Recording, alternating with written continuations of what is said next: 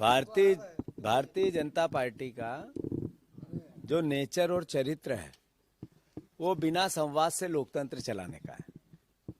आप देखो कि किसानों के 3 काले कानून लाए, सदन में चर्चा नहीं, संबंधित इफेक्टेड किसान वर्ग के किसी संगठनों से चर्चा नहीं, और अलग अलग समय पे अलग अलग परिस्थितियों में संसद में भी चर्चा से एक तरह से उसकी तिरस्कार था।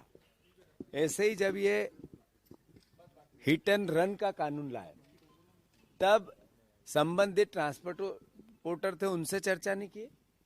संबंधित लोकसभा और राज्यसभा में विपक्ष के जो नेता थे उन्होंने मांग की कि ये जांच के लिए संसदीय समिति को भेज दी जाए। उसकी कोई भावना का एक तरह से कोई सम्मान नहीं किया गया, और सांसदों ने जब अलग अलग बातों को लेकर संसद में अपनी बात उठाने की कोशिश की तो उनको संसद से बाहर फेंक दिया और विधेयक पास कर दिया।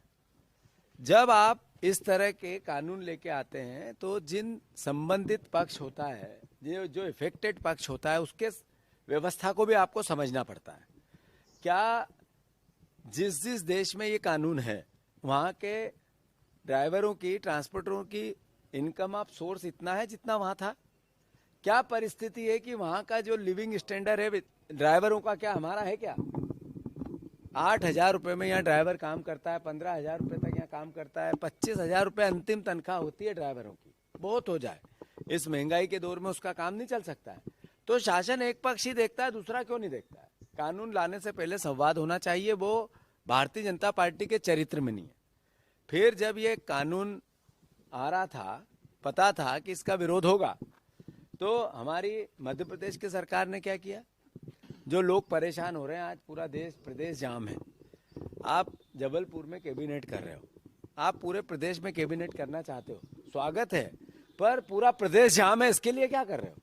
इस पर कोई विचार, कोई बातचीत, कोई आपका ऐसी व्यवस्था जिससे कि इस क्राइसिस के पार्ट पे सरकार ने कोई विशेष व्यवस्थाएं की? कुछ नहीं। तो कुल मिला के सरकार साल का पहला दिन सोती रही, साल का पहला दिन रैली निकालती रही, मुख्यमंत्री हाथ हिला हिला के मुस्कुराते रहे और लोग सड़क पे जाम में परेशान होते रहे। अभी आवश्यक वस्तुओं की धीरे धीरे किल्लत बनने लगेगी। सरकार को फिर से इस पे संज्ञान में लेना चाहिए, केंद्र की सरकार से इसमें बातचीत करना चाहिए, प्रदेश में रोजमर्रा की जिंदगी प्रभावित न हो इसके लिए कदम उठाने चाहिए, और मुख्यमंत्री ने खुद इसमें संज्ञान में लेना चाहिए। बजाय इस तरह की कि मैं जबलपुर में लूंगा कैबिनेट और पूरा प्रदेश परेशान, जाम, ट्रांसपोर्टर संस्थाओं से कोई बातचीत ही नहीं।